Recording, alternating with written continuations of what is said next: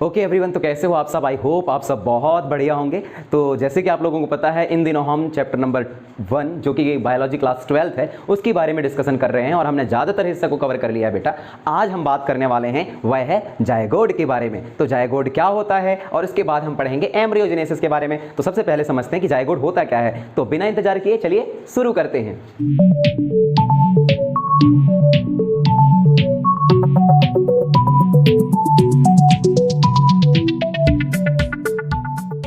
तो चलिए देखते हैं जायगोड है क्या। Okay, that is a zygote.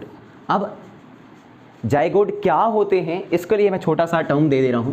That is a male gamete, that is a female gamete. दोनों के बीच में फर्टिलाइजेशन होता है और फर्टिलाइजेशन के बाद जो बनने वाली सेल होती है, ओके, जिसमें दो न्यूक्लियस रहते हैं जो अब सिंगल में बदल जाते हैं, क्रॉस हो जाते हैं और जायगोड का फॉर्मेशन कर लेते हैं। Zygote single cell like structure रहता है जायगोड। ओके, इसका निर्माण कर लेते हैं, तो इसी को अपन लोग जायगोड बोलते हैं। फर्टिलाइजेशन के बाद की जो प्रोसेस है उसको आगे देखते हैं क्या लिखा है। The event after the formation of zygote, sorry after the fertilization the formation of zygote. Okay, एक ऐसा इवेंट फर्टिलाइजेशन के बाद जब जायगोड का फॉर्मेशन होता है। नेक्स्ट क्या है इसमें बेटा, development of zygote depend upon of the type of the life cycle of the organism। किसी भी ऑर्गेनिज्म का जो जायगोड है उसका डेवलपमेंट कैसे होगा ये उस ऑर्गेनिज्म के लाइफ साइकिल पर डिपेंड करती है। ओके, मैं इसके बारे में आपको अभी डायग्राम की मदद से जरूर समझाने की कोशिश करूंगा। ओके, तो हमने लिखा है कि development of the zygote depend upon the type of life cycle, मतलब किसी भी ऑर्गेनिज्म का लाइफ साइकिल क्या होगा उसके ऊपर डिपेंड करता है कि जायगोड का डेवलपमेंट कैसे होना चाहिए। नेक्स्ट क्या है, and also depend the nature of the environment, और साथ में इसके ऊपर तो डिपेंड करेगा ही, लाइफ साइकिल के ऊपर किसी भी ऑर्गेनिज्म का तो डिपेंड करेगा ही, साथ ही नेचर ऑफ एनवायरनमेंट के ऊपर भी डिपेंड करता है कि वो किस एनवायरनमेंट में रह रहा है, जहां वो रह रहा है वहां का क्लाइमेट कंडीशन क्या है। तो इसमें भी डिपेंड करता है कि जायगोड है उसका डेवलपमेंट किस तरीके से होगा। ओके, आगे बढ़ते हैं।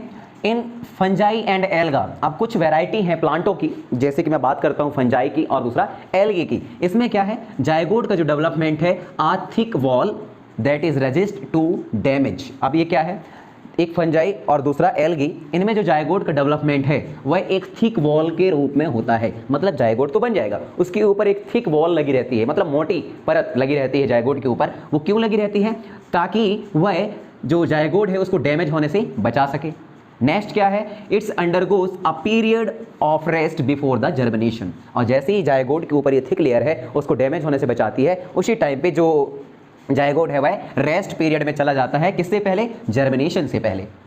प्लांट है, सिंपल से मतलब जर्मिनेट करेंगे तो उससे पहले किस पीरियड में चला जाता है, रेस्ट पीरियड में चला जाता है। आगे देखते हैं, इन organism with a haploid life cycle of zygote, ऐसे सारे जीव, ऐसे सारे ऑर्गेनिज्म जिनका लाइफ साइकिल ऑफ जायगोड में कैसे किस नेचर के रहते हैं, हैप्लॉइड नेचर के रहते हैं। तो हैप्लॉइड आपको पता होना चाहिए। ओके, हैप्लॉइड और डिप्लॉइड क्या मतलब होते हैं, पेयर ऑफ क्रोमोसोम को आप डिप्लॉइड बोल सकते हो और सिंगल क्रोमोसोम को आप हैप्लॉइड बोल सकते हो। ओके, और इसको और अच्छे से समझना हो तो आप सेल डिवीजन को समझ सकते हैं, जिसमें माइटोसिस और मियोसिस को पढ़ा जाता है। माइटोसिस में जो हैप्लॉइड है वह कभी भी चेंज नहीं होता। मियोसिस में एक जो डिप्लॉइड नेचर का कोई सेल है तो उसका यदि डिवीजन होता है तो 4 अलग अलग नंबर में हैप्लॉइड सेल बनते हैं। तो हैप्लॉइड को समझना आपके लिए आसान होगा। सिंगल नंबर ऑफ क्रोमोसोम ये भी समझ सकते, सिंगल नंबर ऑफ क्रोमोसोम नहीं बोलेंगे, पेयर में ना रहना, क्रोमोसोम जो भी रहता है वो पेयर में नहीं रहता, ये कह सकते हो आप लोग। ओके, तो एक ऐसा ऑर्गेनिज्म जिसमें जिनके जो जायगोड है उसका लाइफ साइकिल कैसा है, हैप्लॉइंटिक है। तो क्या होगा, ऐसे में जो जायगोड हैप्लॉइंटिक है, डिवीजन बाय द मियोसिस, उनमें कौन सा डिवीजन देखने को मिलता है बेटा, मियोसिस। अब मियोसिस से क्या है, सेल डिवीजन का दूसरा टाइप है जिसमें एक सेल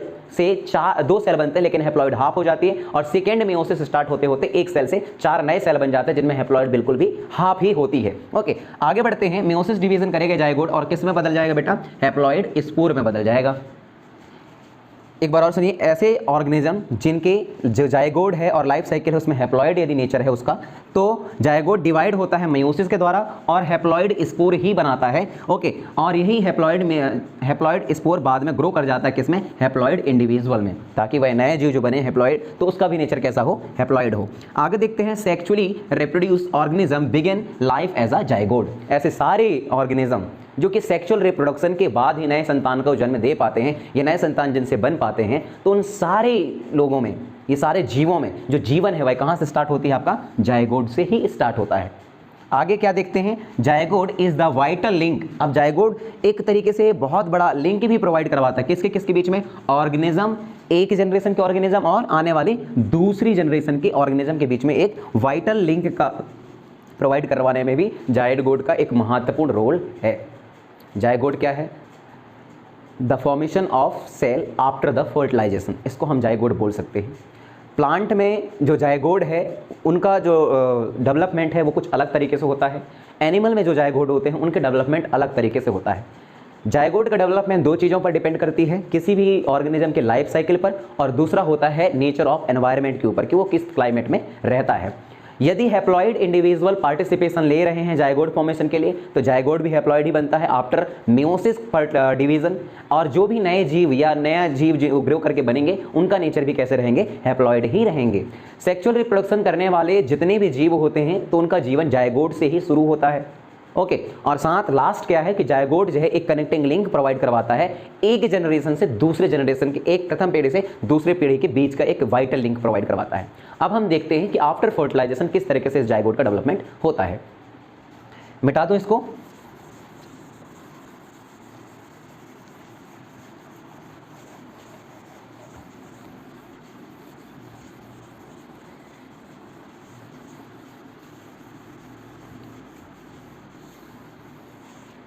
देखिए बेटा, मैं आपको जाइगोट का फॉर्मेशन मनुष्य में बता देता हूँ, ह्यूमन पे बता देता हूँ किस तरीके से होती हैं। देखिए, that is a female gamete, it is called egg, that is a male gamete, that is called sperm. Okay, इन दोनों के बीच में मीटिंग हुई और मीटिंग के बाद में फर्टिलाइजेशन हुआ। मीटिंग के बीच में फर्टिलाइजेशन हुआ। फर्टिलाइजेशन के बाद ये एक नए सेल का निर्माण करते हैं जिनमें ये भी हैप्लॉइड नेचर का होता है, ये भी हैप्लॉइड नेचर का होता है। तो हैप्लॉइड दोनों साथ में मिलकर के डिप्लॉइड यानी कि 2n वाला जाइगोट को जन्म देते हैं या बनाते हैं, दैट इज़ कॉल्ड जाइगोट। अब इसका फॉर्मेशन जाइगोट का हो गया। जाइगोट माइटोसिस डिवीज़न करता है। माइटोसिस डिवीज़न क्यों? क्योंकि माइटोसिस डिवीज़न पे जो हैप्लॉइड ही रहती है वह सेम रहती है, हैप्लॉइड ही हाफ नहीं होती। माइटोसिस डिवीज़न करेगा और एक जाइगोट 2 सेलों में बट जाएगा, जिसका दोनों का नेचर कैसे रहेंगे? 2n और 2n, दैट में डिप्लॉइड नेचर का दोनों रहेंगे। इसको हम बोलते हैं 2 सेल स्टेज। क्या बोलते हैं? 2 सेल स्टेज। ये फिर से डिवाइड होंगे और डिवाइड होने के बाद 2 के 4 सेल बना लेंगे, इनको हम बोलेंगे 4 सेल स्टेज। 4 से यही 8 बना लेंगे, 1 2 3 4 5 6 7 और 8, इसको हम बोलेंगे 8 सेल स्टेज। आगे देखिए, 8 सेल स्टेज के साथ में ये फिर किस में बदल जाएंगे? 16 में बदल जाएंगे बेटा। 1 2 3 4 5 6 7 8 9 10 11 12 13 14 15 और 16 सेलों में बदल गए। क्यों ऐसा बदल रहे हैं? क्योंकि लगातार सेल डिवाइड हो रहे हैं, माइटोसिस डिवीज़न हो रही है। माइटोसिस डिवीज़न में जस्ट हाफ होते जा रहे हैं, सॉरी जस्ट डबल होते जा रहे हैं। तो ये बन जाएगा 16 सेल स्टेज। 16 सेल स्टेज के बाद ये बदल जाते हैं किस में? 32 में, ऐसा। ओके, 32 में बदल जाते हैं, तो इसको हम इस तरीके से बना देंगे। ओके,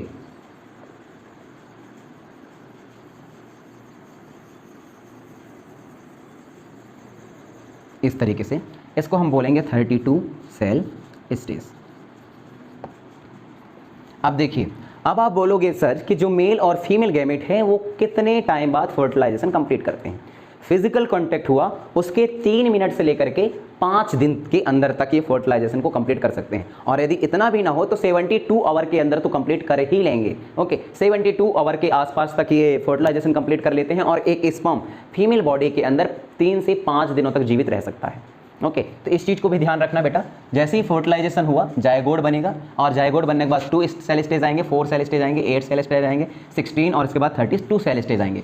इनको बोला जाता है, इन सारे सीरीज को बोली जाती है ब्लास्टोसाइट या ब्लास्टो क्या बोलते हैं, देखते हैं, ब्लास्टोमर बोलते हैं, ब्लास्टोमर्स बोलते हैं। लेकिन 8 से लेकर के 16 तक जो सेल डिवाइड होकर के बनते हैं, मतलब 8 सेल स्टेज से 16 सेल स्टेज तक बनने के जो प्रोसेस है उसको बोला जाता है मॉर्यूला। क्या बोलते हैं? मॉर्यूला। और मॉर्यूला के बाद ये 32 में बनते हैं, इसको हम बोलते हैं ब्लास्टोसाइट्स। क्या बोलते हैं बेटा? ब्लास्टोसाइट्स। 32 नंबर के सेल्स को हम ब्लास्टोसाइट्स बोलते हैं, जिनके अलग अलग पार्ट्स हैं। ऊपर वाला हिस्सा ये कहलाता है आपका ट्रोपोब्लास्ट। ट्रोपोब्लास्ट अंदर की ये वाली स्ट्रक्चर कहलाती है इनर सेल मास, और जो हिस्सा बचा हुआ है इसको हम बोलते हैं ब्लास्टोकॉइल। ये कुछ इस तरीके से जो बॉडी के अंदर घटनाएं हैं वो घटती हैं। अब जहां अभी आप देखोगे तो 16 सेल स्टेट या मेरुला की जो स्टेट होती है, यह फर्टिलाइजेशन के 72 घंटे बाद मेरुला बन के तैयार हो जाता है। यदि फर्टिलाइजेशन हुआ उसके 72 घंटे बाद मेरुला बन के तैयार हो जाएगा। और जो 32 सेल स्टेज है या ब्लास्टोसाइड्स है, इसको बनने में 4 दिन लग जाते हैं। ओके, 4 डेज लग जाते हैं। ओके, 4 डेज तो लग गए। ये सेल और आगे डिवाइड करते जाएंगे और डिवाइड करने के बाद डिवाइड करते जाएंगे। अब देखिए, इसको थोड़ा सा मैं मिटा देता हूँ ताकि मैं और अच्छे से आपको समझा सकूं। ये इसको तो रहने देते हैं, ये डिवाइड करते जाते हैं। यदि मैं यहाँ फीमेल रिप्रोडक्टिव ट्रैक बनाऊं तो वो इस तरीके से है।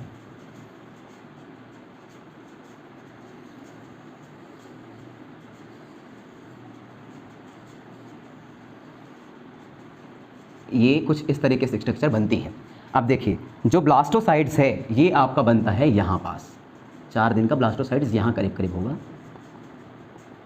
ये क्या है बेटा? ओविडक्ट है, और एक्चुअली ओविडक्ट में ही फर्टिलाइजेशन की प्रोसेस कंप्लीट होती है। अब क्या होगा, यहाँ से धीरे धीरे मूव होगा और यहाँ एक 3 लेयर पाए जाते हैं यूट्रस के। कितने लेयर पाए जाते हैं? 3। इनका कुछ नाम इस तरीके से है, एंडोमेट्रियम, मेसोमेट्रियम और तीसरा होता है पेरीमेट्रियम। ओके, तो एंडोमेट्रियम अपने आप को तैयार कर रही होती है ताकि यह जो यहाँ फर्टाइल हुआ ब्लास्टोसाइट्स है उसको अपने ऊपर इम्प्लांट करा सके। तो आता है 7 डेज, मतलब फर्टिलाइजेशन के 7वें दिन जो ये आपका ब्लास्टोसाइट्स है वह धीरे धीरे मूव करते हुए आता है किसमें? यूट्रस में। ये इसको क्या बोलते हैं? यूट्रस। इसमें आता है और इसके साथ में एंडोमेट्रियम के लेयर में अपने आप को इम्प्लांट कर लेता है। कुछ इस तरीके से इम्प्लांट कर लेता है। यूट्राइन वॉल्व फटते हैं और कुछ दिनों बाद ये यूट्राइन वॉल्व टिश्यू फटते हैं और कुछ दिन बाद ब्लास्टोसाइट्स के ऊपर से इसको दोबारा कवर कर लेते हैं। अब यहीं से फिर किसका स्टार्ट होता है बेटा? किस चीज़ का बनना स्टार्ट होगा? दैट इज़ कॉल्ड एम्ब्रियो को बनना स्टार्ट होगा। और उसको एम्ब्रियो के जो बनने की प्रोसेस उसको हम बोलते हैं एम्ब्रियोजेनेसिस। ओके, मेरे ख्याल से आपको ये जायगोड वाला हिस्सा समझ में आया होगा। बात करते हैं एम्ब्रियोजेनेसिस की गाइस। ओके, तो देखते रहिए।